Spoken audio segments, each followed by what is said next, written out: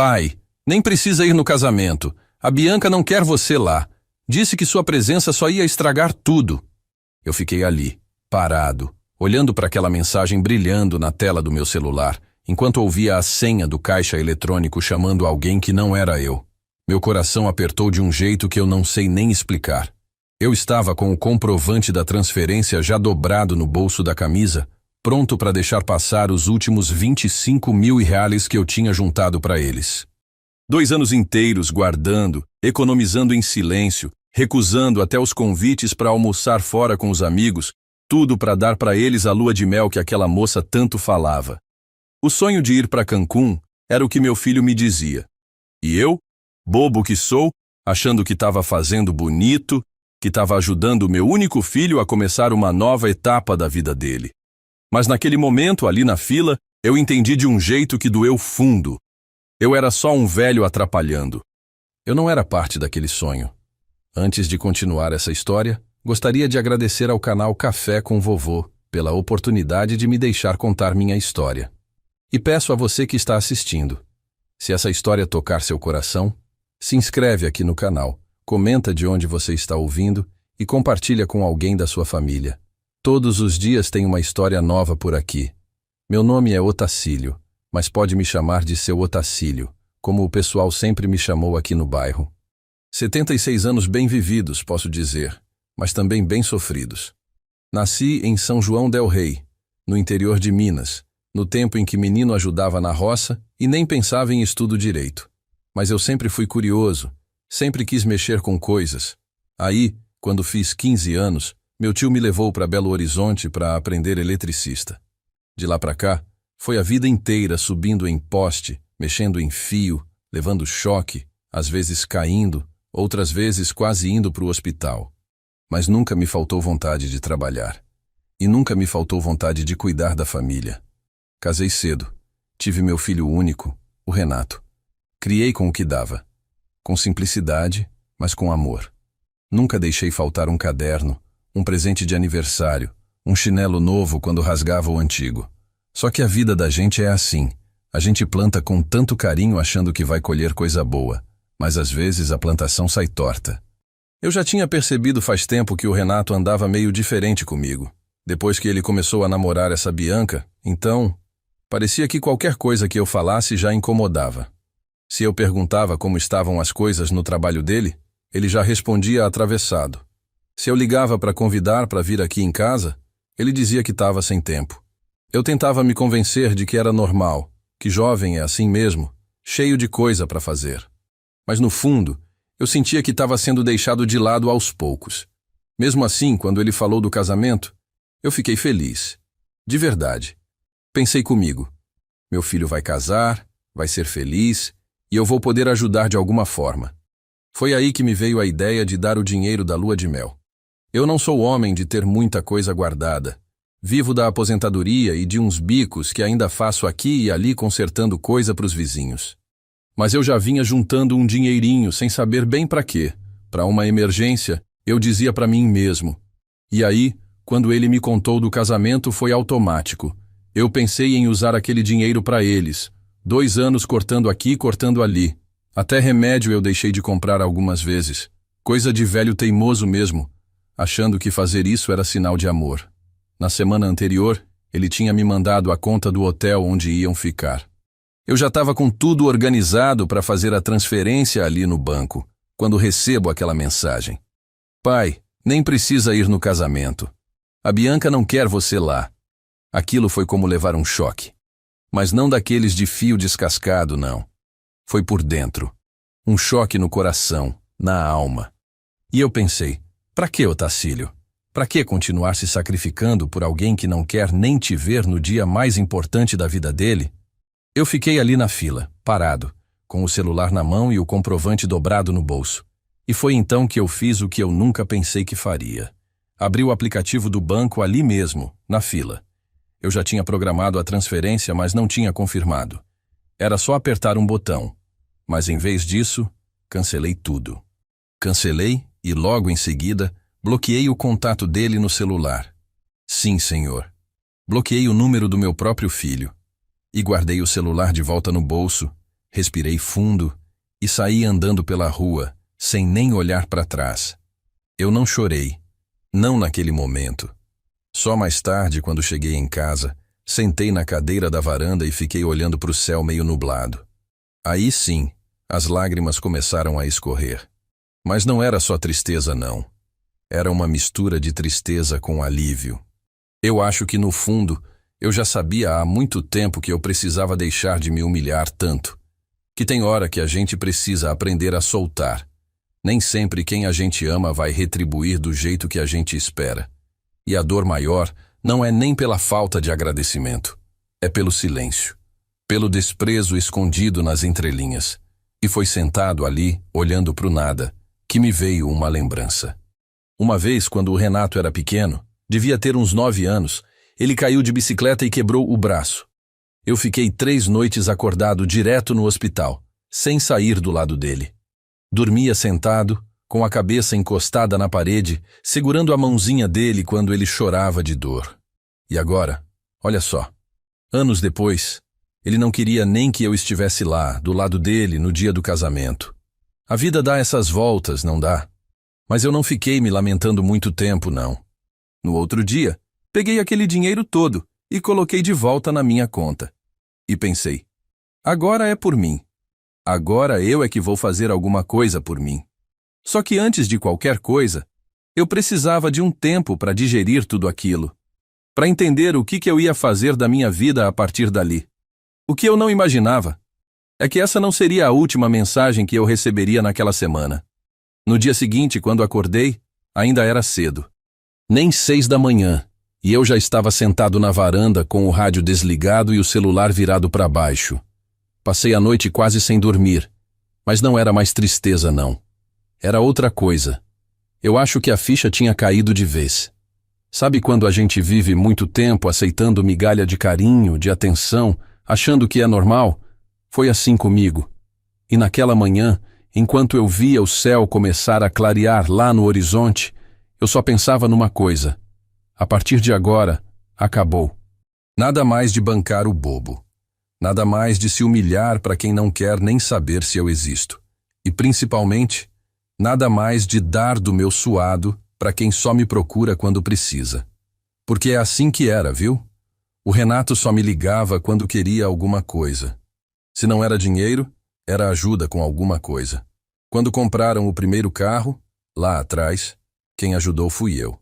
Quando ele perdeu o emprego, fui eu que segurei as contas por quase 6 meses, pagando aluguel, supermercado, até conta de luz. E nunca pedi nada em troca. Nunca quis nada além de respeito. Mas respeito foi justamente o que faltou. E a Bianca? Essa aí. Sempre vi que era diferente. Olhar atravessado, jeito de quem nunca me suportou. Sorriso forçado quando eu estava por perto. Teve um Natal, 2 anos atrás, que ela veio aqui em casa com o Renato, e eu lembro bem. Ela passou a noite inteira no celular, nem olhou para minha cara. Só falava em viagem, em apartamento novo, em vida de gente rica. Eu ali, sentado na mesa, ouvindo aquilo tudo e pensando, será que meu filho não vê? Mas ele via, sim. Só que para ele, tanto fazia. Desde que estivesse confortável, desde que as coisas estivessem no nome dele, desde que o dinheiro não faltasse, o resto pouco importava. E foi por isso que naquela manhã, sem pensar 2 vezes, eu fui direto para o banco. Entrei, peguei uma senha e fui falar com o gerente.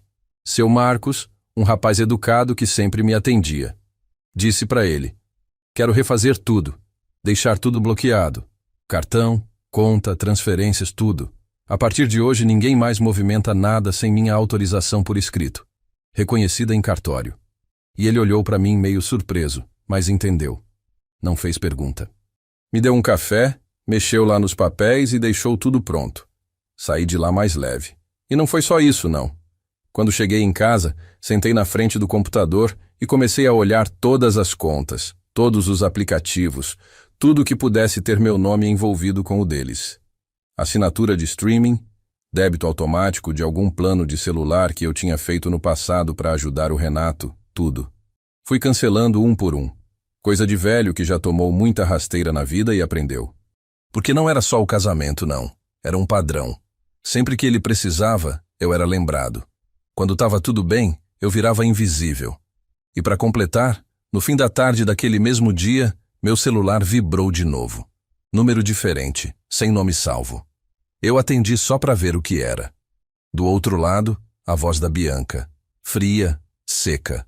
Falou assim: Seu Otacílio, o Renato pediu para eu ligar. Ele disse que o senhor ainda não transferiu o dinheiro. A viagem está marcada, o pacote vai vencer.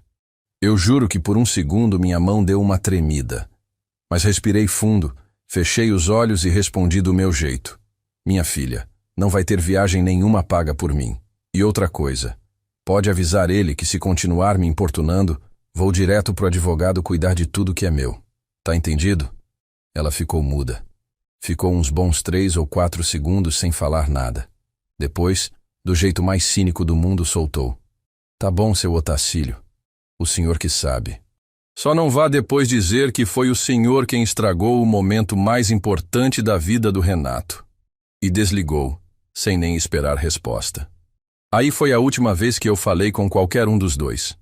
Eu sabia que ia vir mais, que eles não iam deixar barato. Gente assim não aceita ouvir não com facilidade. E de fato, 3 dias depois meu telefone tocou de novo, dessa vez já com um número conhecido. O próprio Renato. Mas eu não atendi. Deixei tocar.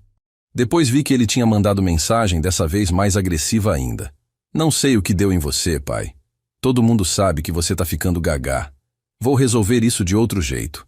Quando li aquilo, eu só consegui rir.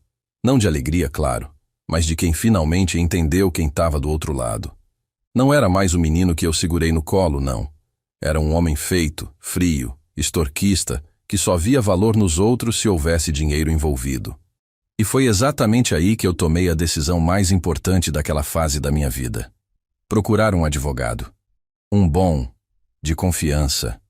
Um senhor já mais velho também, conhecido de um vizinho meu, acostumado a cuidar de inventário, testamento, proteção de patrimônio. Fui lá, sentei, contei tudo com calma, sem esconder nada.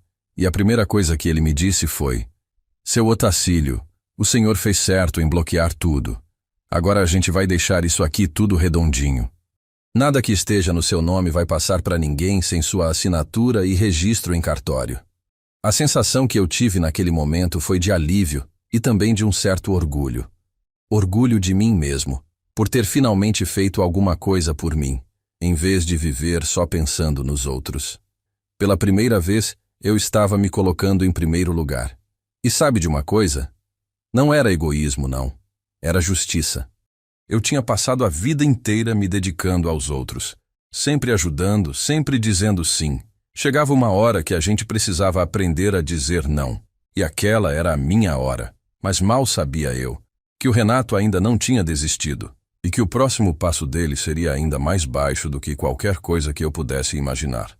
Já fazia uns 4 dias desde que eu tinha ido ao advogado e bloqueado tudo que era meu. 4 dias de sossego, de cabeça um pouco mais leve, sem mensagem, sem ligação. Mas eu sabia que não ia durar. Quando a pessoa é acostumada a sempre ter tudo do jeito dela, ela não aceita um não sem reagir. E na manhã do 5º dia, não deu outra. Eu estava na varanda tomando meu café com pão dormido mesmo, quando escutei barulho de carro parando em frente de casa. Não era vizinho, não era conhecido. E antes mesmo de olhar pela janela, meu coração já avisava. Era ele. Renato. Quando abri a porta, lá estava ele, de pé no portão, com a chave do carro na mão, e aquela expressão que eu conhecia bem. Falsa calma. Do tipo que sorri sem os olhos sorrirem junto. Pai, preciso falar com você, ele disse fingindo educação. Mas eu já não era mais o mesmo bobo de antes. Fiquei ali parado, de braço cruzado, olhando para ele do alto da minha varanda. Fala daí mesmo, Renato. Não precisa entrar, não. Ele deu aquela risadinha de canto de boca, irritado, e olhou para o lado como quem tenta disfarçar. Olha, pai, eu vim aqui para resolver. Não quero confusão.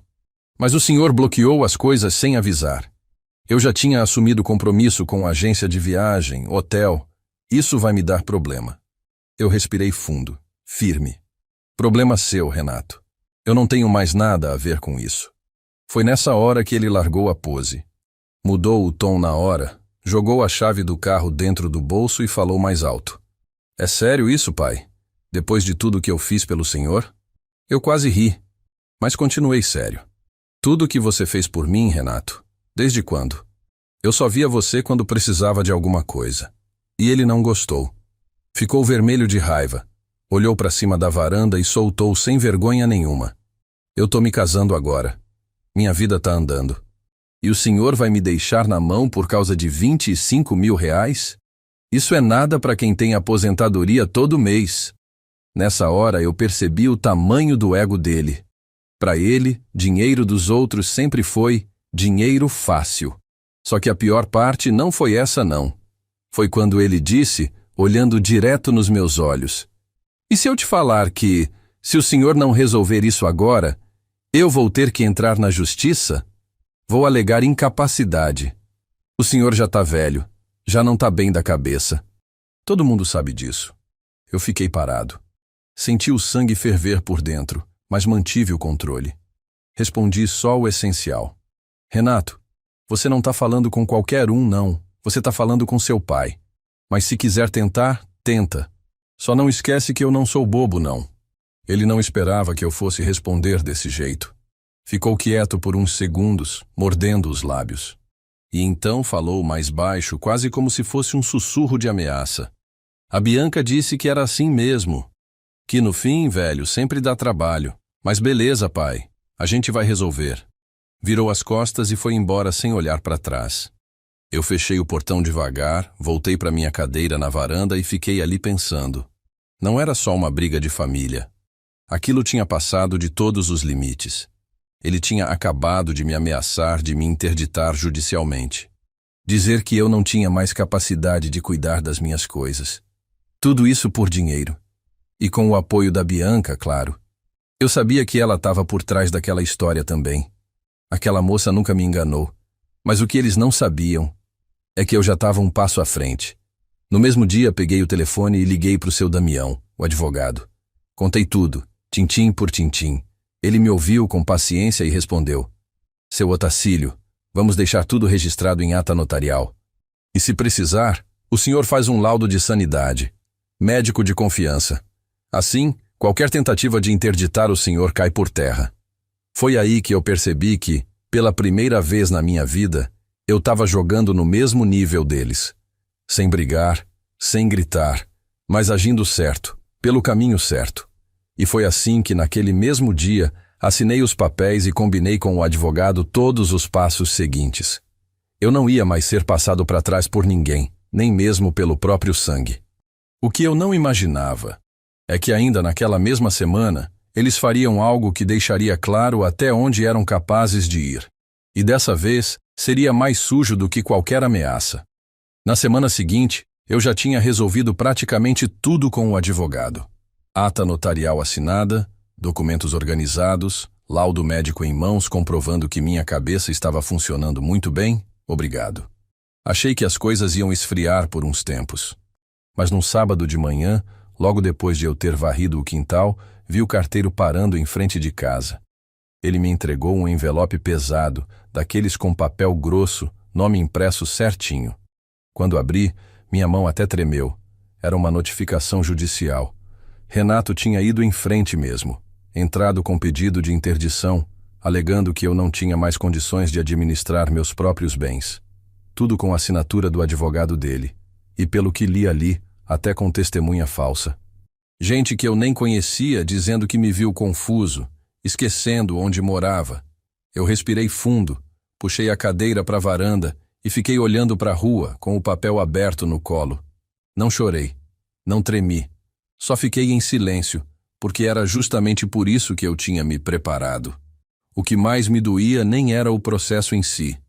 Era o fato de ter alguém ali, meu próprio filho, mexendo com falsidade desse jeito. Ele não teve coragem de me enfrentar pessoalmente, de dizer na minha cara. Preferiu colocar no papel, como se fosse só mais um cliente do advogado dele.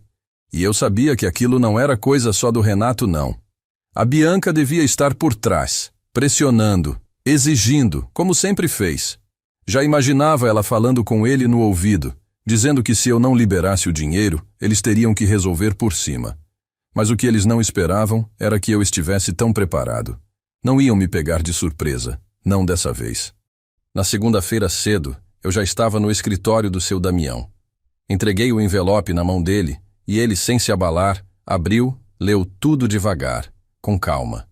Quando terminou, só disse: "Seu Otacílio, isso aqui não é só desprezo, é tentativa de golpe. Mas fique tranquilo, a gente já tem tudo no lugar, isso não vai para frente." Eu assinei mais uns papéis, dei autorização para ele responder judicialmente e ainda naquele mesmo dia fiz questão de ir até o fórum com ele para protocolar pessoalmente a resposta. Enquanto a gente andava pelos corredores, eu ia lembrando da época em que levava o Renato no colo para a escola, segurando a mãozinha dele. Como é que a vida vira desse jeito, né? Mas ali, naquele momento, eu já não carregava mais tristeza. Era só firmeza. Só que a vida não para só porque a gente resolveu um problema. E enquanto esse processo corria, uma outra situação me pegou de surpresa. No fim daquela mesma semana, recebi uma ligação de um vizinho, o seu Arlindo. Ele disse assim: "Seu Otacílio, tá sabendo que o Renato e a Bianca estão falando por aí que o senhor tá mal da cabeça? Que o senhor tá gastando dinheiro à toa, dando as coisas para estranhos?" Eu fiquei em silêncio por um instante. Respirei fundo e agradeci pela ligação. Mas dentro de mim, algo virou. Eles não só tinham me colocado na justiça, mas agora estavam espalhando mentira no bairro, tentando sujar meu nome. Foi nessa hora que decidi fazer diferente. Fui até o cartório, redigi um comunicado formal, reconhecido em firma, deixando claro que eu estava consciente, lúcido e cuidando de tudo pessoalmente.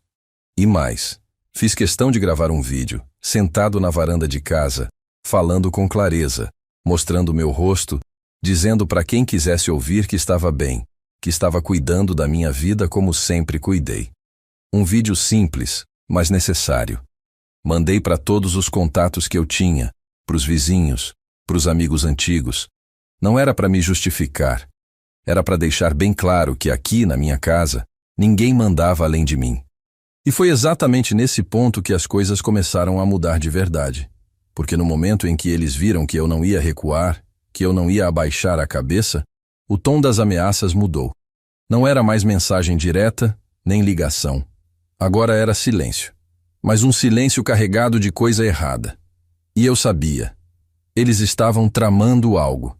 Eu só não imaginava que seria tão sujo quanto foi. O silêncio deles durou pouco mais de uma semana. Foi estranho até. Todo dia eu acordava achando que a qualquer momento ia tocar o telefone de novo, ou que alguma mensagem ia aparecer, mas nada.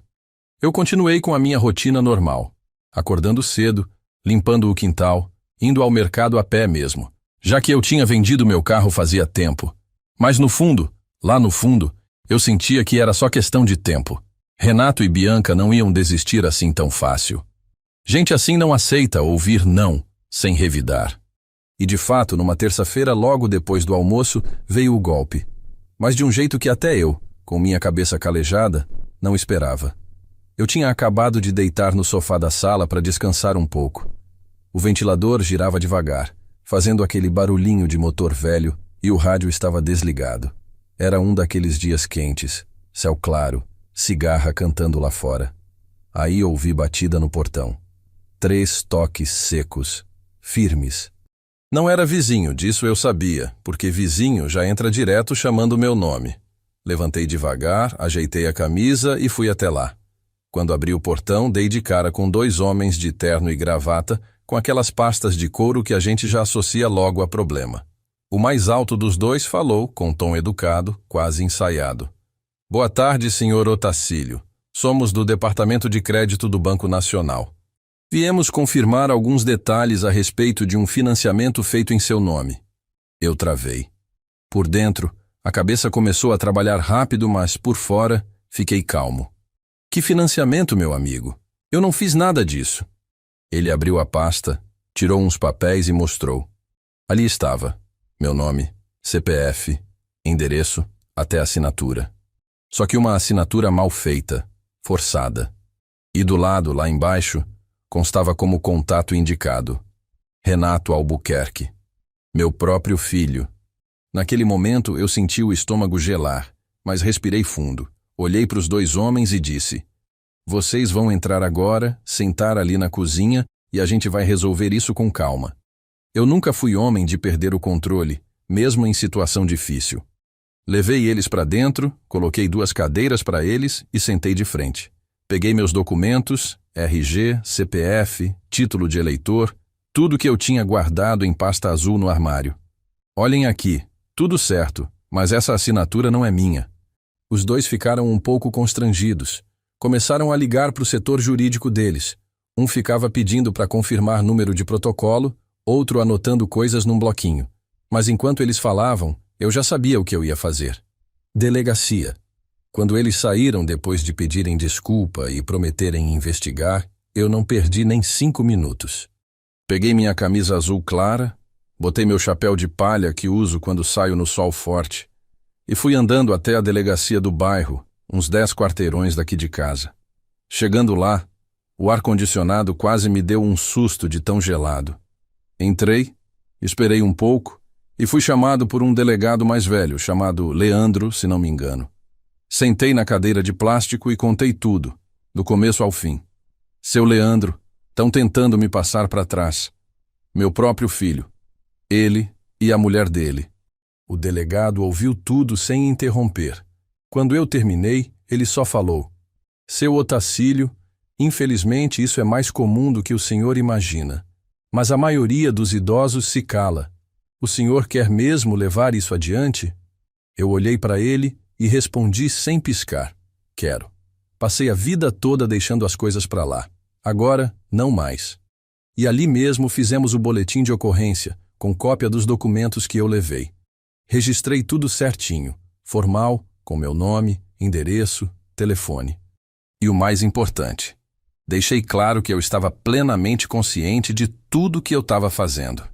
Saindo de lá, fui direto no escritório do seu Damião, o advogado. Contei para ele o que tinha acabado de acontecer e ele só confirmou o que eu já sabia. Seu Otacílio agora é processo criminal mesmo. Tentativa de estelionato, falsidade ideológica, fraude. Assinei uns papéis, entreguei o boletim para ele e saí de lá já mais tranquilo. Mas não era só alívio que eu sentia, não. Era uma sensação diferente, meio difícil de explicar. Algo entre paz e firmeza. Porque pela primeira vez na vida, eu estava me defendendo de verdade, sem ficar só lamentando ou chorando pelas coisas. Quando voltei para casa, sentei de novo na varanda, olhei para o céu que já começava a ficar laranja com o pôr do sol, e fiquei lembrando de tudo que eu já tinha passado até ali. De quando eu era eletricista, subindo em poste, ganhando a vida com suor. De quando minha esposa ainda era viva, e a gente cuidava do Renato pequeno, comprando presente de Natal, mesmo quando o dinheiro mal dava para comida. E agora, ver ele fazendo isso comigo, tentando me afundar de papel falso, querendo me interditar, espalhar mentira pelo bairro. Mas não ia ser assim, não. Não comigo.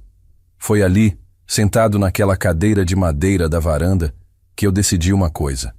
Daquela hora em diante, tudo que eu tinha seria blindado. Cada centavo, cada papel, cada contrato. Não ia mais ter brecha nenhuma para ninguém meter a mão no que era meu. E foi assim que, no dia seguinte, comecei a organizar testamento, registro de bens, até inventário preventivo. Tudo feito no nome certo, com advogado, com firma reconhecida. Eu não queria mais surpresas. Mas mesmo com tudo isso resolvido, eu sabia no fundo que aquilo ainda não era o fim. Porque gente como o Renato e a Bianca não aceita perder fácil. E de fato, o golpe mais sujo ainda estava por vir. Dessa vez, com algo que eu jamais imaginei. Foi numa sexta-feira de manhã, logo cedo, antes mesmo do sol esquentar de verdade. Eu estava terminando de varrer o quintal, quando ouvi o portão bater firme, coisa que não era comum por ali. Fui até a frente e lá estavam 2 homens, paletó claro, pastas debaixo do braço, crachá pendurado no pescoço. Não precisei perguntar muito. Oficial de justiça. Meu peito até pesou antes mesmo de abrir o cadeado do portão. Um deles, um rapaz novo, nem olhou muito nos meus olhos. Falou só o essencial, quase automático. Seu Otacílio, intimação judicial. Assina aqui, por favor.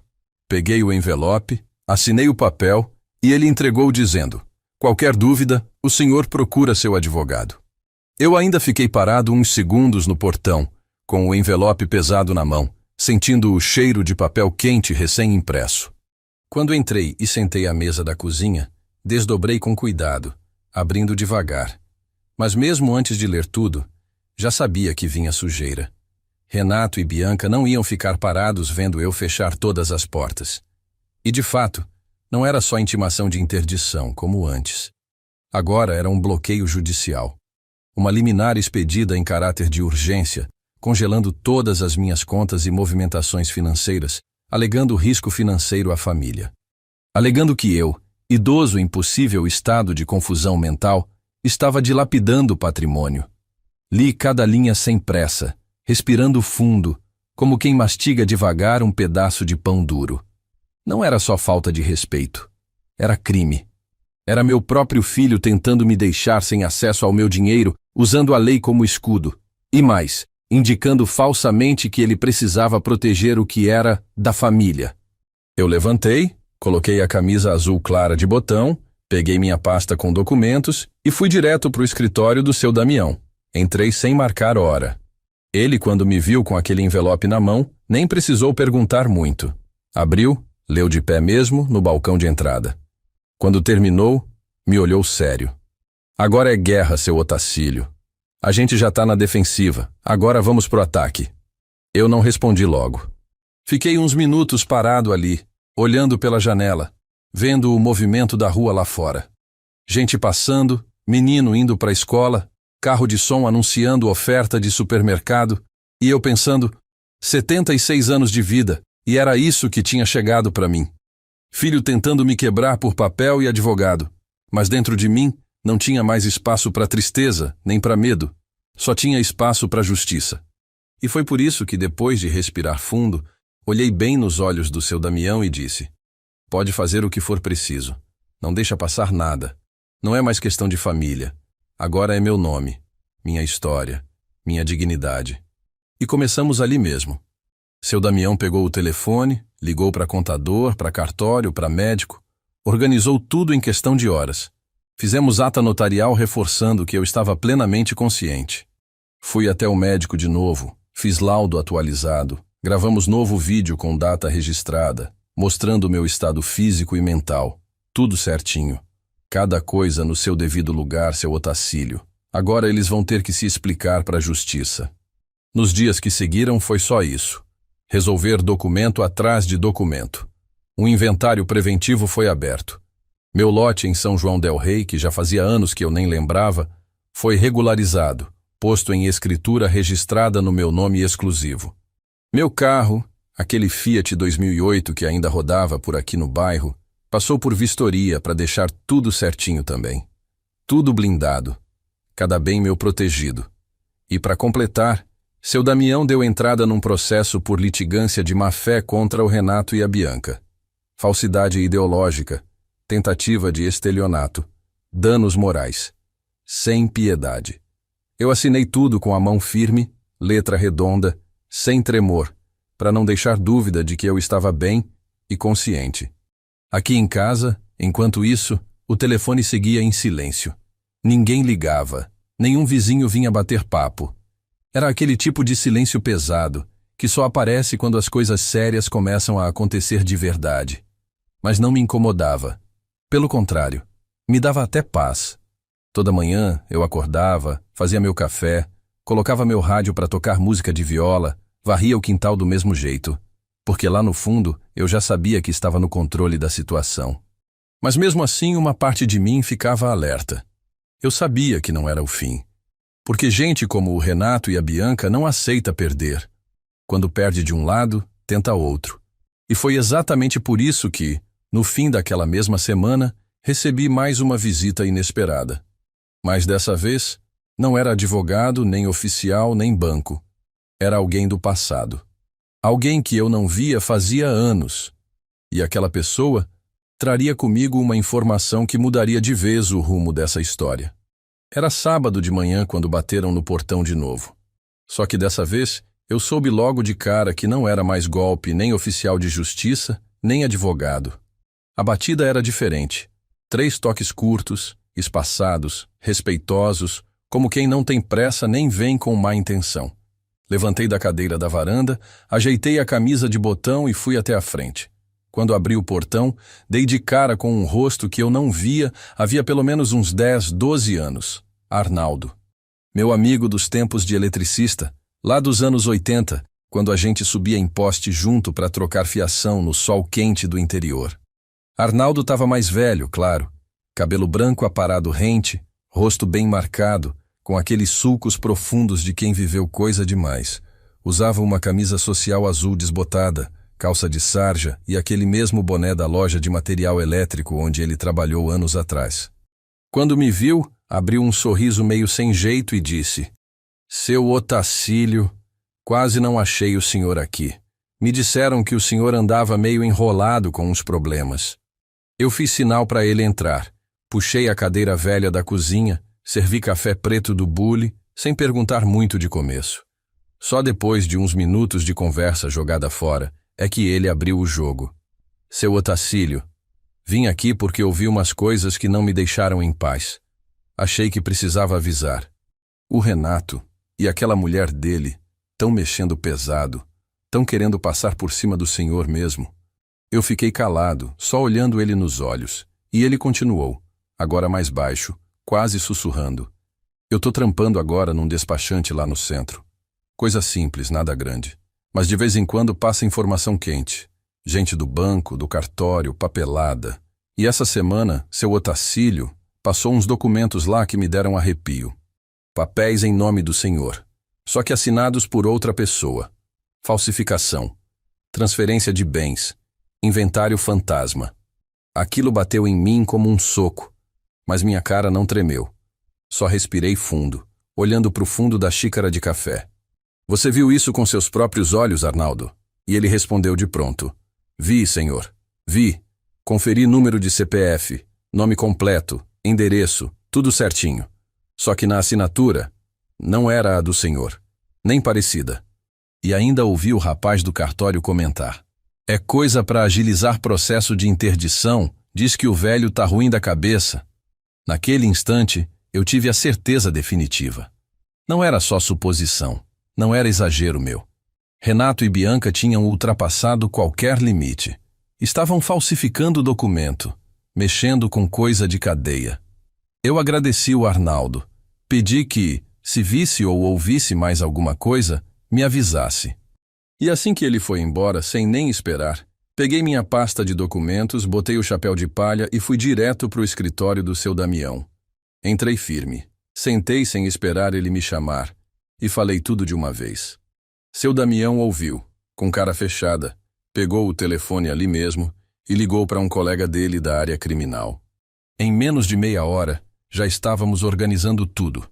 Denúncia formal por tentativa de estelionato, falsidade ideológica, investigação criminal com pedido de perícia nos documentos suspeitos.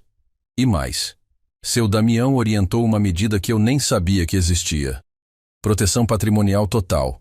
Um bloqueio preventivo inverso, garantindo que nenhum bem meu poderia ser transferido, vendido ou registrado sem minha presença física, firma reconhecida em cartório e prova de vida em vídeo. Eu assinei tudo, letra firme, sem tremor, e saí do escritório com uma paz dentro de mim que fazia tempo que eu não sentia. Era a paz de quem está fazendo tudo certo, de quem não está fugindo, nem chorando, de quem está indo até o fim, com dignidade. Nos dias que seguiram, tudo foi só organização. Voltei ao cartório para firmar presença, gravei vídeo oficial com data registrada, procurei médico para renovar meu laudo.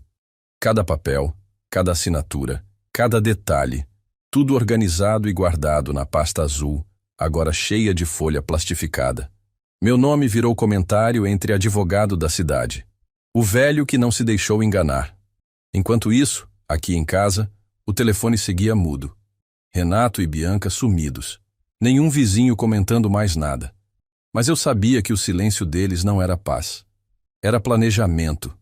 Porque gente assim, quando não consegue pelo caminho fácil, tenta outro.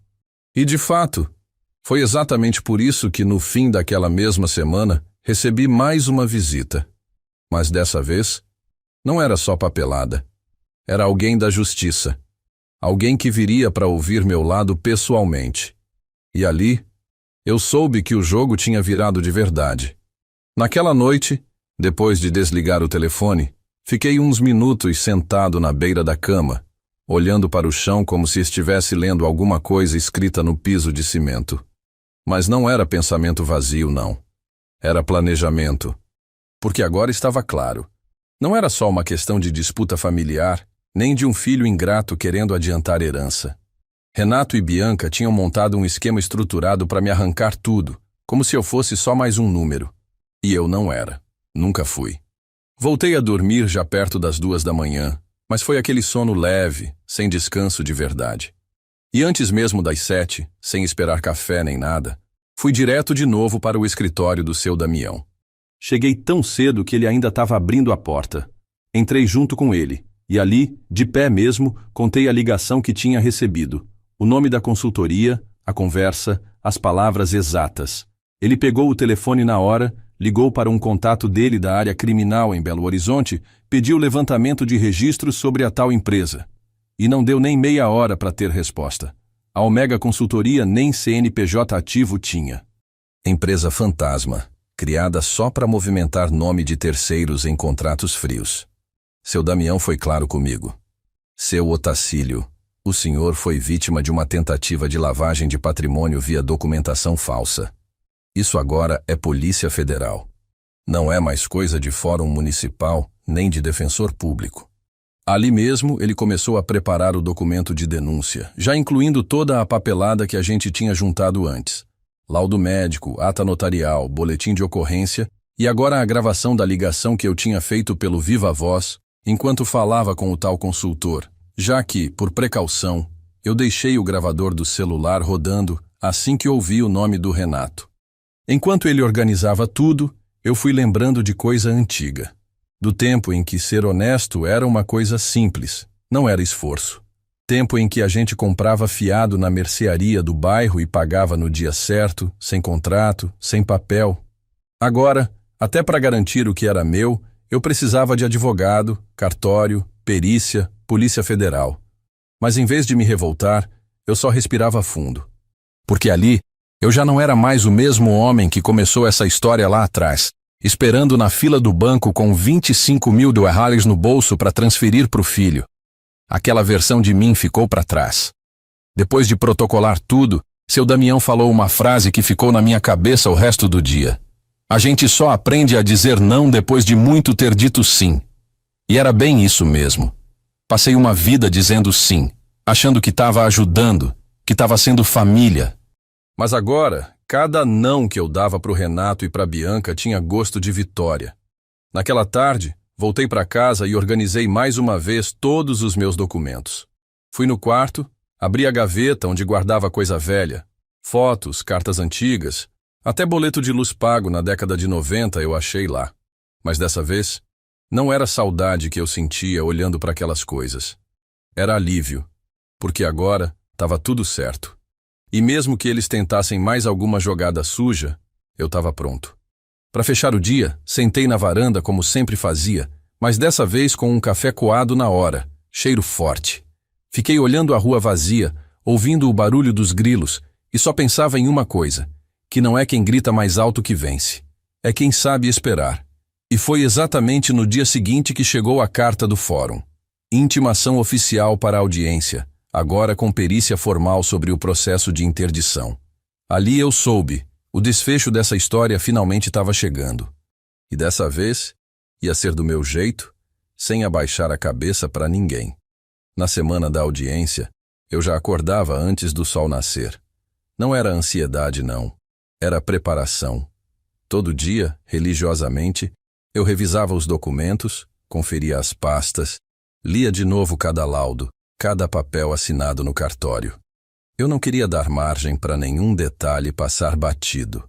A audiência estava marcada para uma quarta-feira, 9 horas da manhã, no Fórum Central da cidade. Levantei cedo, coloquei minha melhor camisa, Aquela azul escura de botão que eu guardava só para dia de ocasião importante, calça de sarja, sapato limpo, e antes de sair, fiquei uns segundos parado na porta de casa, respirando fundo, olhando a varanda, o quintal, a casa inteira. Como se dissesse para mim mesmo, hoje é o dia de deixar tudo no lugar, do jeito certo. Seu Damião me encontrou na entrada do fórum. Ele de terno claro, pasta na mão, já firme e direto como sempre. Seu Otacílio, é só manter o que o senhor sempre fez. Fala com calma, mostra que está no controle, deixa comigo o resto. Eu assenti com a cabeça e entramos juntos. A sala de audiência era simples, com aquelas cadeiras de madeira dura, ar-condicionado fazendo barulho no canto, juiz ao centro da mesa com a toga preta, e do outro lado, Renato e Bianca.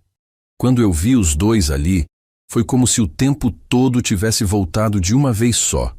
O dia do casamento, as mensagens, o bloqueio das contas, as ameaças. Mas dessa vez, não teve aperto no peito. Eu só olhei com aquela frieza que a vida ensina depois que a gente já engoliu coisa demais. Eles me encararam de volta, Bianca sempre de cabeça erguida, sorriso falso no canto da boca, e Renato com aquele mesmo olhar vazio de sempre. A audiência começou, e logo de cara o juiz perguntou se eu tinha consciência do motivo de estar ali. Eu respondi firme, com voz de quem sabe exatamente onde pisa. Tenho sim, doutor. Meu próprio filho tentou me interditar sem motivo, querendo tomar o que é meu, junto com a esposa dele. O juiz pediu para ver os documentos, e seu Damião entregou as pastas azuis organizadas, cada papel plastificado, cada comprovante de vida, vídeo gravado, atestado médico. Um por um, o juiz foi conferindo. Do outro lado, o advogado do Renato tentou interromper, dizendo que havia suspeitas de confusão mental. Mas na hora, o juiz cortou. Já recebi laudo da assistente social. Já vi o relatório. A sanidade do senhor Otacílio está confirmada. Renato abaixou os olhos. Bianca mordeu os lábios. A audiência seguiu. E quando me pediram para falar, eu contei tudo. Dos 2 anos economizando para dar o dinheiro da lua de mel.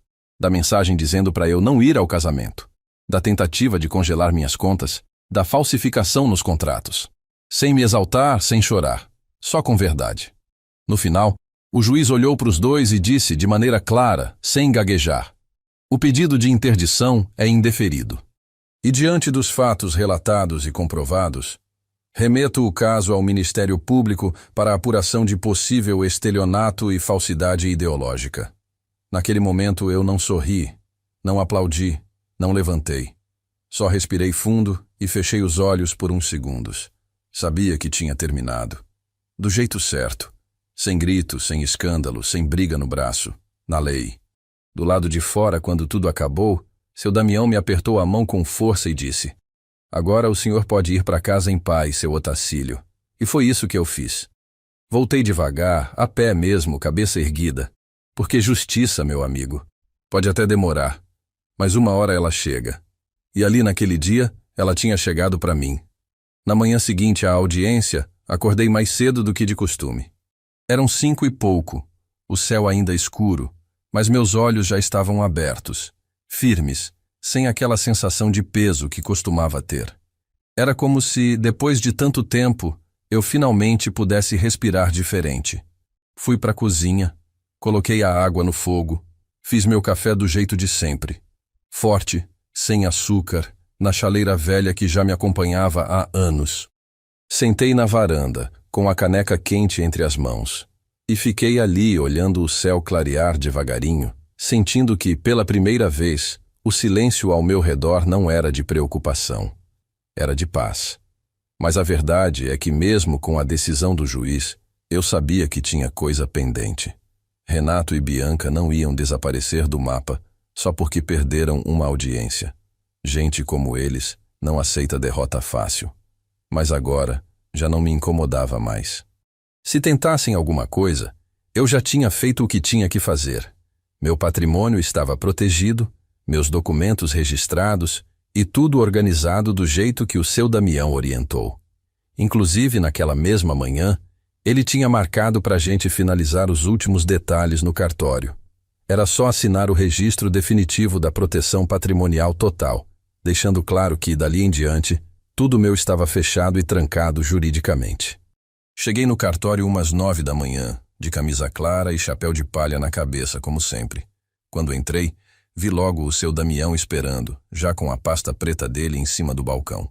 Fomos atendidos por um rapaz jovem, educado, que pegou meus documentos, conferiu firma, assinatura, e ali mesmo, na hora, formalizou o que faltava. Meu lote em São João del Rei, meu carro, minha aposentadoria, tudo oficialmente blindado. Ninguém poderia mexer naquilo sem minha presença física. E mais, fizemos questão de registrar um documento extra, deixando escrito que qualquer tentativa futura de movimentação sem minha autorização deveria ser denunciada diretamente às autoridades. Enquanto eu assinava, o rapaz do cartório até comentou meio em tom de brincadeira: "Seu Otacílio, dá até orgulho de ver um senhor da sua idade tão organizado assim." Eu só respondi com aquele sorriso de canto de boca: "A gente aprende, meu filho. Aprende no grito, mas aprende." E assim, saí dali com a certeza de que, agora sim, tudo estava no lugar. Na volta para casa, caminhei devagar pela rua. Cumprimentei uns vizinhos que estavam varrendo a calçada, troquei 2 palavras rápidas com Dona Rita, a moça que às vezes vinha limpar para mim, e logo estava de novo sentado na minha varanda.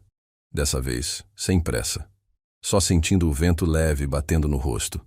E foi ali, naquele silêncio, que eu comecei a lembrar de tudo que tinha vivido até aquele ponto. Desde o começo, desde o dia em que recebi aquela mensagem do Renato dizendo para eu não ir ao casamento, passou um filme inteiro na cabeça. Os anos de eletricista, os anos de pai dedicado, o dinheiro economizado para ajudar, as humilhações em silêncio, e agora, por fim, a justiça feita. Só que ainda faltava uma última coisa.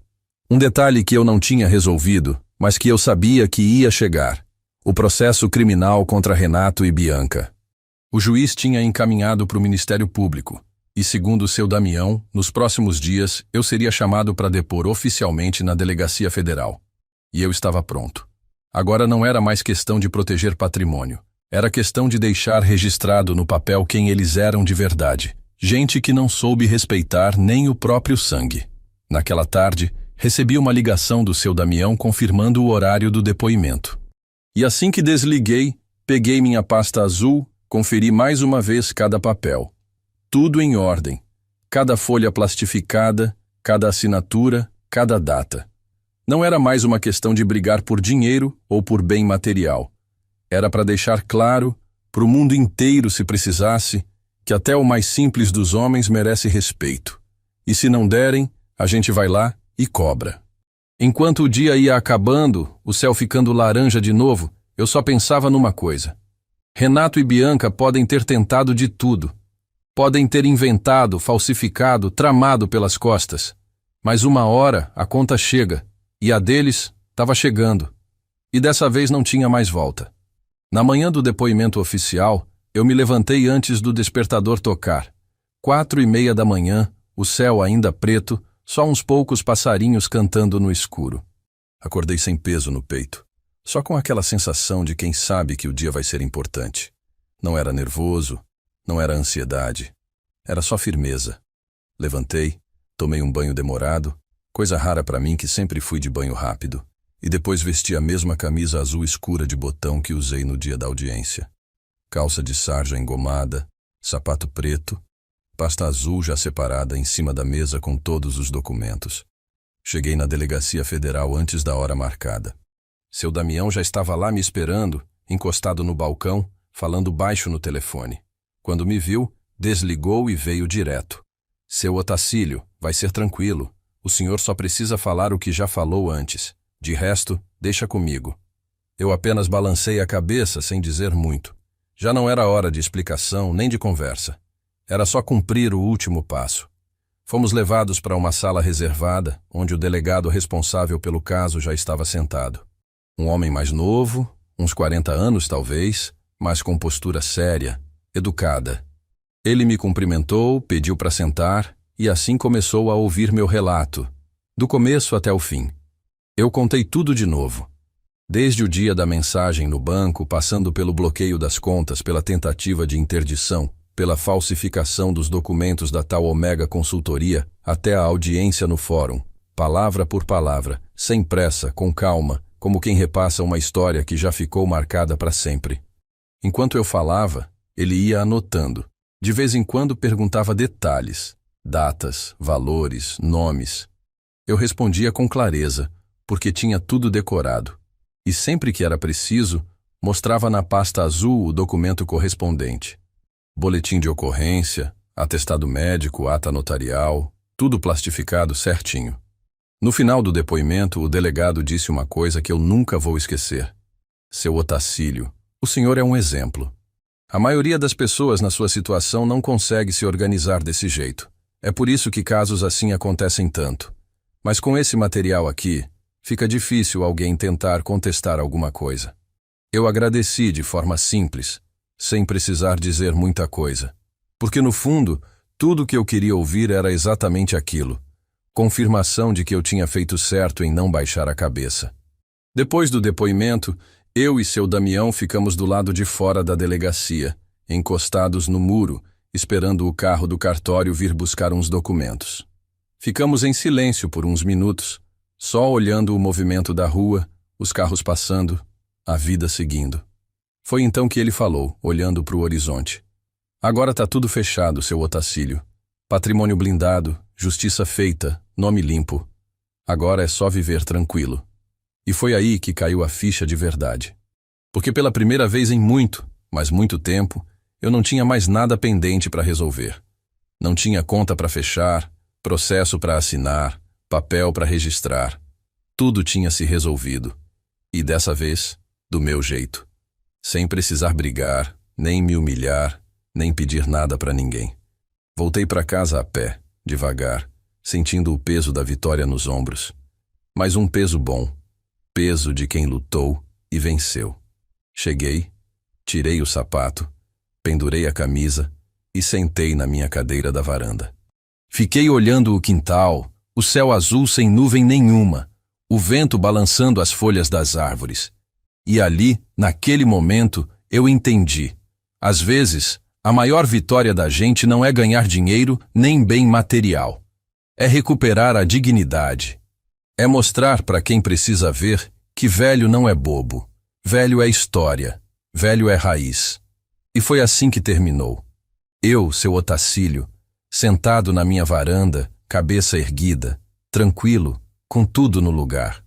E com a certeza de que a partir daquele dia, ninguém mais iria me chamar de ingênuo. Porque eu aprendi, respeito não se pede, se exige, e se for preciso, se conquista na justiça. Se você chegou até aqui, te agradeço por ter me ouvido, e também gostaria de agradecer ao canal Café com Vovô pela oportunidade de me deixar contar minha história. E para ajudar esse canal, se inscreve aqui e compartilha esse vídeo. Porque todos os dias tem uma história nova e quem sabe, uma delas não seja parecida com a sua também.